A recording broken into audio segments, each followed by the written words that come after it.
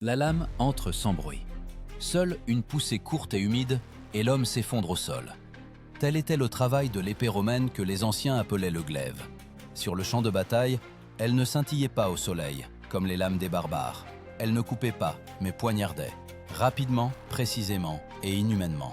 Polybe écrivait que les Romains vainquaient non par la force, mais par la discipline et la froideur de l'acier. Mais pourquoi cette épée courte, d'apparence simple, inspirait-elle une terreur panique chez les ennemis? Les guerriers qui le maniaient s'appelaient des légionnaires, des soldats professionnels dont les corps et l'esprit s'endurcissaient lors d'entraînements quotidiens. Leur lame, d'une longueur d'environ 60 cm, pesait moins d'1 kilogramme, mais devenait le prolongement de leurs bras. Cette technique avait son propre nom, Gladius Hispaniensis, l'épée espagnole, utilisée pour la première fois après les guerres puniques, lorsque les Romains l'empruntèrent aux tribus ibériques. À partir de ce moment, le glaive devint plus qu'une simple arme, un symbole du pouvoir de Rome. Imaginez la scène, la chaleur, la poussière, la densité de la formation.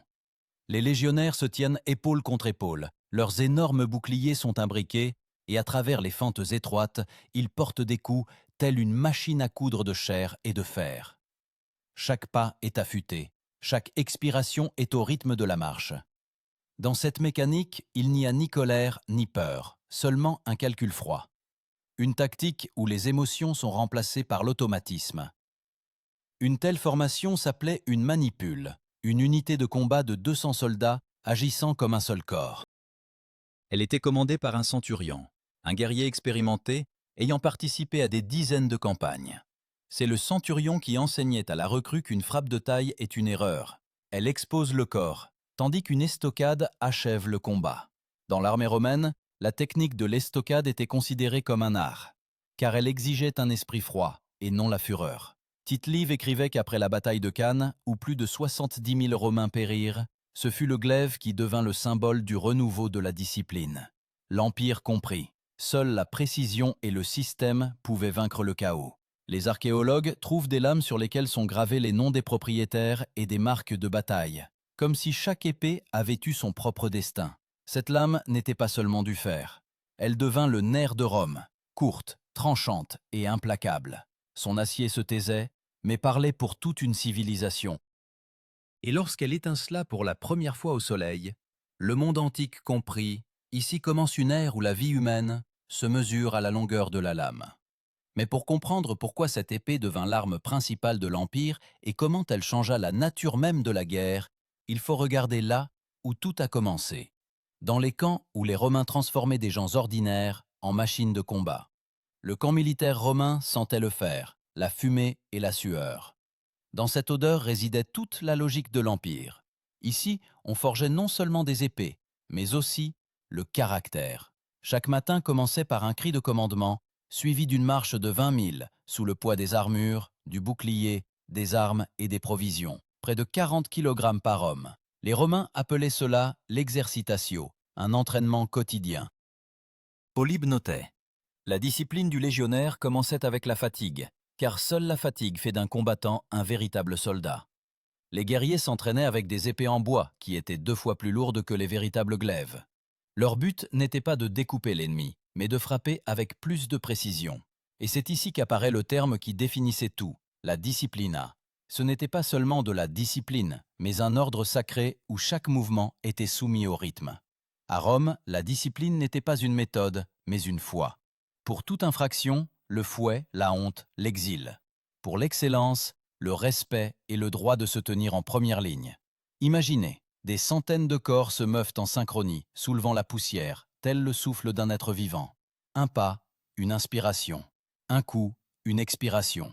Leurs corps sont couverts de sueur, mais leurs yeux sont secs et froids. Ce n'est pas un entraînement, c'est un rituel de transformation de l'homme en arme. Le centurion marche le long de la rangée, observant silencieusement chaque mouvement. Sa matraque, le vindex, une légère frappe sur le dos pour les paresseux, une lourde pour ceux qui ont peur. Il n'est pas méchant, il est un instrument de discipline. Chaque légionnaire était tenu de connaître sa place dans la formation. Les premiers rangs, les astati, les plus jeunes et les plus rapides. Derrière eux, les principes, des guerriers d'âge et d'expérience moyens. Et en dernier se tenaient les triarii, des vétérans dont les cheveux gris étaient visibles sous les casques. Quand on disait « l'affaire est arrivée au Triarii », cela signifiait « la situation était désespérée ». Une tactique où l'âge et l'expérience distribuaient le destin même de l'armée. Les légionnaires se nourrissaient simplement. Du pain, du fromage, de la viande séchée et du vin dilué avec de l'eau. Mais dans ces rations sèches se cachait une logistique géniale. Chaque unité avait sa mule, une charrette avec des provisions de céréales et de sel pour 2 semaines. C'est précisément cette organisation qui permettait à Rome de combattre sur des distances de centaines de milles, là où d'autres armées mouraient de faim avant de succomber aux épées. Le camp était construit selon un schéma unique, quelle que soit la topographie. Des lignes droites, des fossés, une palissade. Chaque tente avait un emplacement précis, pas un pas de côté. Cet ordre était appelé castra, un camp de marche qui pouvait être érigé en quelques heures. Vu d'en haut, cela ressemblait à une géométrie parfaite, dessinée sur le sol.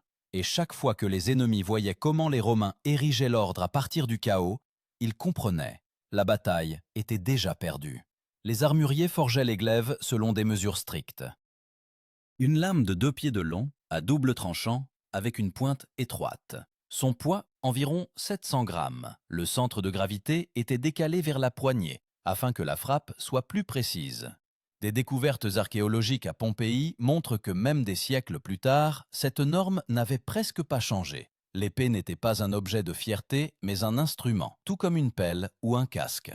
Et pourtant, c'était elle qui définissait qui tu étais. Le légionnaire dormait avec elle, mangeait à ses côtés, la nettoyait après chaque marche. Si la lame rouillait, honte. Si elle brillait, respect. Les officiers disaient « l'épée est le prolongement de ton cœur ». Mais dans cette simplicité se cachait une idéologie. L'épée n'était pas un ornement, pas un symbole de richesse. Elle était la preuve que tu faisais partie d'une machine qui n'avait pas droit à la faiblesse. Tacite écrivait que les Romains vainquaient avant tout dans les esprits. Quand les ennemis affrontaient pour la première fois une légion, ils voyaient une formation où même la respiration était uniforme. Cela effrayait plus que les coups eux-mêmes. Parce que l'ennemi comprenait, il n'y avait pas de héros ici, pas d'individualité ici, il y avait un système. Et dans ce système, l'épée était la clé, froide, courte et précise. Mais sa force se révélait non pas à l'entraînement, mais dans un vrai combat, où le sang se mêlait à la poussière. Là où chaque coup décidait non seulement du destin du guerrier, mais aussi de celui de tout un empire. Le combat ne commençait pas par un cri, mais par le silence. Un silence lourd et visqueux avant la tempête, quand les guerriers se tiennent sous le soleil ardent, la sueur leur inonde les yeux, et qu'au loin on entend les tambours des ennemis battre. Puis l'étendard est levé, et la formation commence à avancer. Au signal du centurion, les légionnaires se rapprochent, les boucliers s'unissent en un mur, et la machine romaine entre en action. Les premiers pas sont toujours les plus terrifiants. Mais pour le légionnaire, la peur est aussi une partie de la discipline, gérée aussi précisément que le mouvement de la lame. Quand devant les cris des barbares retentissent, la légion ne répond pas. Le silence est aussi une arme. Polybe écrivait que les Romains entraient au combat si calmement comme s'ils allaient au travail. Ce n'est pas une métaphore. Chaque soldat connaissait sa tâche. Chaque bouclier protégeait son voisin. Une telle formation s'appelait la testudo, la tortue. Les boucliers s'imbriquaient au-dessus des têtes, formant un dôme continu. Contre les flèches et les pierres, presque invulnérables. Mais la véritable force n'était pas dans les boucliers, mais dans la capacité à agir comme un seul corps. La poussière s'élève en un mur. À quelques pas, les légionnaires tirent leurs épées. Le glaive est court et donc pratique en terrain serré. Un pas en avant, une frappe sous les côtes. Le second en arrière pour ne pas subir de contre-attaque. Ce n'est pas un combat, mais un mécanisme. Les Romains ne brandissaient pas leurs lames, ils les enfonçaient précisément dans les points vulnérables. La force n'était pas dans l'élan, mais dans l'instant du contact. À ce moment-là, la tactique appelée pilum entrait en jeu, un lourd javelot que les légionnaires lançaient avant l'affrontement. Le pilum ne se contentait pas de blesser, sa longue hampe de fer se pliait après l'impact, se coinçant dans le bouclier de l'ennemi et le rendant inutile. Ainsi les Romains transformaient-ils le chaos initial du combat en un avantage. Après le lancer, la formation se resserrait à nouveau et le travail des glaives commençait. Le son du combat ne ressemblait pas à ce que l'on voit dans les films. Ce n'était pas le cliquetis de l'acier, mais des coups sourds, des râles, de courts cris. Les épées ne brillaient pas, elles étaient couvertes de sang et de poussière. Lorsque les légionnaires avançaient, la terre sous leurs pieds devenait visqueuse, glissante. Tacite écrivait qu'après les batailles, il fallait nettoyer les boucliers du sang séché avec des couteaux. Mais pour les guerriers eux-mêmes, ce n'était pas une horreur, mais une routine. Le combat, la continuation de l'entraînement militaire. Des archéologues ont trouvé près du lac Trasimène des pointes de pilung déformées, comme si elles avaient fondu. Ce sont les traces de cette même tactique. Chaque lancé ôtait à l'ennemi sa défense. Hannibal, qui affronta pour la première fois le système de combat romain, appelait les légionnaires des bouchers silencieux. Ils comprenaient, dans leur froideur, leur force.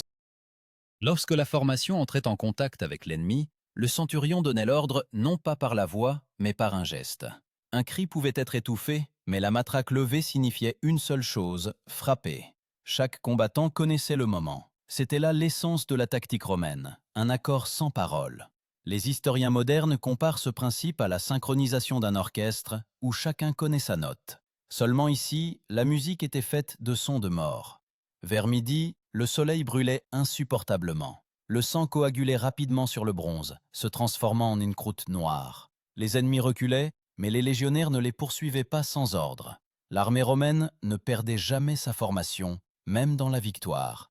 Une victoire sans ordre était considérée comme une défaite. Tite-Live notait que c'était précisément grâce à cette retenue que les Romains pouvaient combattre pendant des heures sans rompre leur formation. Au milieu du combat, les centurions passaient dans les rangs arrière, où ils pouvaient évaluer la ligne de front générale. Si la formation vacillait, la touba retentissait, une trompette de bronze signalant le renforcement de la ligne. Ce son perçait le fracas et les hurlements, comme l'appel de Rome elle-même. La touba, le souffle de l'armée, son rythme. L'entendre signifiait vivre.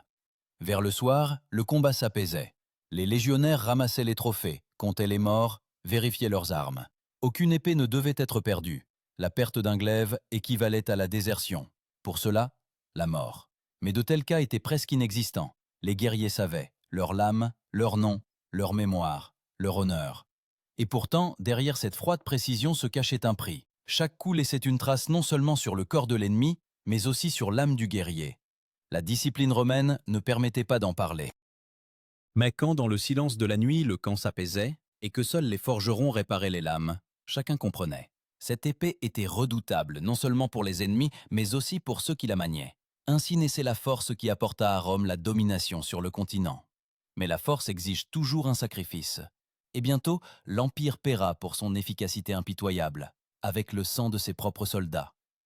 Quand la poussière s'élevait au-dessus du champ de bataille et que le soleil se reflétait sur des milliers de boucliers, Rome montrait son vrai visage. Ce n'était pas le visage d'un héros, mais celui d'une machine, créée dans un seul but, soumettre. Chaque victoire avait un prix, et ce n'étaient pas seulement les ennemis qui le payaient. Lors des campagnes à travers les Alpes, des expéditions sans fin en Gaule et en Bretagne, les légionnaires périssaient plus souvent de fatigue que des épées. Mais leur mort n'était pas considérée comme une tragédie, seulement comme une continuation du service. Telle était la logique de l'Empire. Plutarque écrivait qu'après la bataille d'Alésia, où les troupes de Jules César encerclèrent l'armée de Vercingétorix, le sol était littéralement jonché de cadavres. Plus de 80 000 morts en une seule journée. Et tout cela grâce au système romain. Là où d'autres armées s'effondraient d'horreur, les légionnaires se contentaient d'exécuter les ordres. La lame entrait précisément sous le bouclier. Une frappe, dans le ventre, un pas en arrière, une nouvelle estocade. Le même rythme, des centaines de fois. C'était l'arithmétique de la mort, où le glaive était l'outil de calcul. L'historien moderne Goldsworthy donne une description scientifique de ce processus. L'épée romaine était conçue pour le combat rapproché, où l'espace est limité et le temps se mesure en fractions de secondes. Dans de telles conditions, ce n'est pas la force qui est importante, mais le contrôle. C'est pourquoi les légionnaires s'entraînaient constamment à maintenir la distance. Un demi-pas, pas plus. Ce principe s'appelait l'intervallum, entre chaque guerrier. Un espace pour la manœuvre, mais pas pour la peur. Imaginez une ligne de front où des milliers d'hommes se déplacent avec une précision mathématique. La poussière se mêle aux cris, le fer chante comme un chœur. Et dans cette symphonie, chaque légionnaire sait, sa vie est une fraction de seconde entre l'attaque et la riposte. Le bouclier se lève, la lame sort, le sang coule. Mais aucun ne s'arrête tant que l'ordre n'a pas été donné.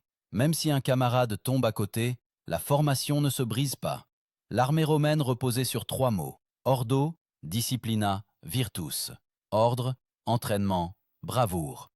La virtus, un concept particulier, non pas simplement du courage, mais la volonté de mourir pour la cause commune. Cette foi transformait les gens ordinaires en mécanismes. Tacite écrivait que les Romains pouvaient perdre une bataille, mais ne perdaient jamais l'ordre. Et si nécessaire, ils allaient à la mort, conservant leur formation jusqu'au bout. Des découvertes archéologiques de la forêt de Teutobourg, où les légions de Varus furent anéanties par les Germains en l'an 9 de notre ère, montrent, même au moment de la catastrophe, les Romains ne fuyaient pas en panique. Leurs corps gisaient en rang, comme s'ils étaient morts sans relâcher leurs boucliers. Cet épisode fut une leçon. Un système peut être fort, mais non immortel. Au combat, le glaive n'était pas seulement une arme. Il définissait la perception même du temps. Chaque coup divisait la vie en un avant et un après. Quand l'ennemi tombait, le légionnaire ne le regardait pas en face, c'était interdit, non par pitié, mais par calcul. L'émotion nuisait à l'ordre. César écrivait que « le meilleur guerrier est celui qui ne ressent rien pendant le combat ». Pour l'Empire, c'était une vertu. Pour l'homme, une perte d'humanité. Le sang que la terre absorbait devenait partie intégrante de la légende romaine. Mais avec elle naissait aussi la peur. Les barbares commencèrent à croire que l'épée romaine n'apportait pas seulement la mort, mais une malédiction. Des rumeurs circulaient, selon lesquelles les lames étaient trempées dans le sang des esclaves. L'archéologie ne le confirme pas, mais le fait même de la légende montre les ennemis ressentaient. Le glaive ne tue pas seulement, il humilie. Il rend la mort rapide, mais froide, sans héroïsme. Et pourtant, les Romains croyaient que c'était précisément cette impitoyabilité qui était la source de la force de l'Empire. Les guerriers inscrivaient de courtes devises sur leurs lames. L'œil de Rome, le juge silencieux. Je sers jusqu'au bout. Chaque épée devenait non pas un objet personnel, mais un objet d'État. Même au moment de la victoire, elle n'appartenait pas à l'homme, mais uniquement à Rome. Après les combats, les légionnaires nettoyaient méticuleusement leurs armes du sang. Dans les camps, il existait une procédure spéciale, la purgatio. Les épées étaient frottées avec du vinaigre de vin, séchées au soleil et graissées avec de la graisse animale. Cette pureté rituelle avait un sens. On pensait qu'une lame impure apportait la défaite. Mais à un niveau plus profond, c'était une manière de purifier la conscience, de laver ce qui ne pouvait être oublié. Quand la nuit tombait, le camp plongeait dans un silence profond. Derrière les murs, les prisonniers pleuraient. Le vent agitait les étendards, et quelque part au loin, dans la forge, l'acier était fondu pour de nouvelles lames. Chaque légionnaire savait. Demain, tout se répéterait. Le même pas, le même coup, la même poussière. Mais dans cette répétition infinie se cachait l'immortalité de l'Empire. Elle vivait non par les hommes, mais par l'habitude d'un ordre parfait. Cependant, à chaque siècle, cet ordre commençait à se fissurer. Là où se tenait autrefois une formation de fer, des doutes apparaissaient. De moins en moins souvent, les trompettes résonnaient. De plus en plus, les cris de révolte. Et quand l'épée qui avait servi Rome pendant des siècles se retrouva entre les mains d'étrangers, elle restait toujours redoutable. Mais désormais, il était redoutable non plus pour les ennemis, mais pour Rome elle-même. Vers le milieu du 1er siècle de notre ère, Rome n'avait déjà plus d'égaux. Les légions s'étendaient de la Bretagne à la Syrie, du Sahara au Rhin. Mais plus l'Empire grandissait, plus il était difficile de le maintenir par l'acier. L'épée, autrefois symbole de résilience, devint un instrument politique. Les empereurs se succédaient plus vite qu'ils n'avaient le temps de forger une nouvelle lame. Et de plus en plus souvent, le glaive se levait non pas contre les ennemis, mais contre les siens. Les historiens écrivaient que c'est précisément durant cette période qu'apparaissait un nouveau type de légionnaire. Non pas un paysan, mais un professionnel, ayant grandi dans une caserne. Sa vie commençait par un serment et se terminait dans les sables d'une terre étrangère. Il ne connaissait pas de foyer, seulement la route. Mais cela faisait de lui un soldat parfait. Le glaive dans ses mains n'était pas une arme, mais une partie de son corps. Quand un tel homme combattait, il ne pensait pas à la gloire, il remplissait une fonction. Et c'est précisément pourquoi les ennemis appelaient les Romains des gens sans visage. Le terme décrivant cet ordre s'énonçait comme imperium, le pouvoir donné à l'épée.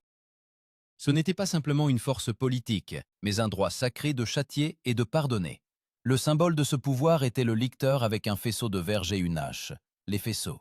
Mais derrière lui se tenaient ceux qui créaient le sens de ce symbole, les légionnaires avec leurs glaives. Leur acier confirmait la loi mieux que les paroles des sénateurs. Plutarque notait qu'après la mort d'Auguste, lorsque l'Empire entra dans l'ère des assassinats politiques, l'épée devint un argument dans les disputes. Les commandants luttaient pour le trône, les légions juraient fidélité à celui qui payait le mieux. Mais les soldats eux-mêmes restaient fidèles uniquement à l'arme. Rome tenait non pas sur des idéaux, mais sur des lames qui ne connaissaient pas la trahison. Et pourtant, c'est précisément en cela, sa tragédie. Sur les frontières nord, dans les terres des Germains, les archéologues trouvent des lames aux extrémités brisées. Elles semblent avoir été délibérément cassées après la bataille. Les historiens supposent les soldats faisaient cela pour que l'épée ne tombe pas entre les mains des barbares. Dans ce geste, un étrange mélange de peur et de sacralité, le glaive était perçu presque comme un être vivant. On ne pouvait le céder, même aux morts. Mais l'Empire vieillissait. Là où se tenaient autrefois des centurions avec le signe de la Légion gravé sur la poitrine, apparaissaient désormais des mercenaires ne connaissant pas les ordres latins. La discipline, disciplina, autrefois fondement de la puissance romaine, devint un mot vide. Les légions se dispersaient de plus en plus souvent, exigeant terre et or. Ordo, l'ordre, se transformait en bruit et en poussière. Et avec lui, le sens du glaive se perdait également. Tacite écrivait que dans l'Empire tardif, le soldat devint plus lourdement armé, mais plus léger d'âme. Son armure brillait, mais son cœur s'éteignait. Il maniait toujours l'épée, mais ne se maîtrisait plus. Et quand Rome entra dans l'ère de la crise du IIIe siècle, la vieille lame se révéla trop courte pour contenir le monde. L'épée, autrefois conçue pour le combat rapproché, se révéla désormais inutile dans les guerres civiles, où l'ennemi portait la même toge, parlait la même langue et adorait les mêmes dieux. Chaque coup résonnait alors comme l'écho d'un suicide. Les archéologues découvrent des glaives enfouis dans les murs des maisons, comme si les gens cherchaient à cacher le symbole d'une violence dont ils étaient là. Mais dans l'histoire, le fer est toujours plus fort que la peur. Lorsque l'Empire se divisa, sa partie orientale, Byzance, continua d'utiliser des épées courtes, mais avec une philosophie différente. Le glaive céda la place à la spata, une longue lame de cavalerie. Ainsi s'acheva l'ère de l'épée courte, conçue pour les pas dans la densité de la formation. Désormais, la guerre devenait mobile, chaotique, comme l'époque elle-même. Cependant, le souvenir du glaive ne disparut pas. Même des siècles plus tard, les forgerons européens conservèrent sa forme dans leur création. La lame courte, droite et équilibrée devint le prototype de nombreuses épées médiévales. Dans les musées d'Europe, on peut les reconnaître à leur lame rhomboïde caractéristique, froide, comme si elle avait été forgée non par l'homme, mais par la logique de la guerre. L'épée mourut en tant qu'arme, mais demeura en tant qu'idée. Elle rappelait que la force n'est pas la longueur de la lame, mais la précision de la main, et qu'une civilisation bâtie sur l'ordre est confrontée tôt ou tard au fait que l'ordre exige du sang. Rome tomba non pas parce que son épée s'émoussa, mais parce que la main qui la tenait se fatigua. Mais avant que cette main ne lâche la poignée pour toujours, le glaive eut le temps de faire une dernière chose. Laisser une empreinte en chacun de ceux qui le regardaient. Parce que cette courte lame changea à jamais la manière dont l'homme conçoit la guerre. Et même aujourd'hui, des millénaires plus tard, il pose toujours une question à laquelle nous n'avons pas de réponse. Le glaive mourut avec Rome, mais son ombre subsista dans chaque lame forgée après lui. Il devint un archétype, une image d'arme où la simplicité signifie la perfection. Ni ornement, ni centimètre superflu, seulement le but, frapper avec précision, survivre. Les archéologues le trouvent dans les tombes de soldats, dans les ruines de forteresses, dans les camps de siège, et toujours près des corps, comme si même la mort ne pouvait séparer le guerrier et l'épée. Les historiens débattent de ce qui est le plus redoutable, l'arme elle-même ou le système qui l'a créée. Le glaive était un miroir de Rome, court, rationnel, impitoyable. En lui, pas d'héroïsme, seulement une fonction. Mais c'est précisément cela qui le rend terrifiant. Il anéantit l'idée du choix personnel. Chaque légionnaire, en enfonçant sa lame, ne commettait pas un acte, mais une action prescrite par l'Empire. Aujourd'hui, quand nous regardons ces lames rouillées dans les musées, il semble que nous voyons simplement du métal. Mais en réalité, devant nous se trouve un concentré de volonté humaine, transformé en forme. Cette épée ne se contentait pas de tuer des corps, elle a façonné une civilisation où l'ordre est devenu plus important que l'homme. Et voici la question principale à laquelle toute l'histoire mène. Si Rome n'est pas tombée à cause d'ennemis extérieurs, mais à cause de la fatigue de ses soldats, alors qu'adviendra-t-il de nous quand notre propre ordre deviendra trop lourd? Le glaive nous rappelle, la force sans humanité se transforme en une pointe dirigée vers l'intérieur. Il était court, mais son empreinte éternelle. Et maintenant, sachant à quel prix la discipline romaine a été forgée, il est bon de se demander, pourrions-nous soulever cette épée et rester humain.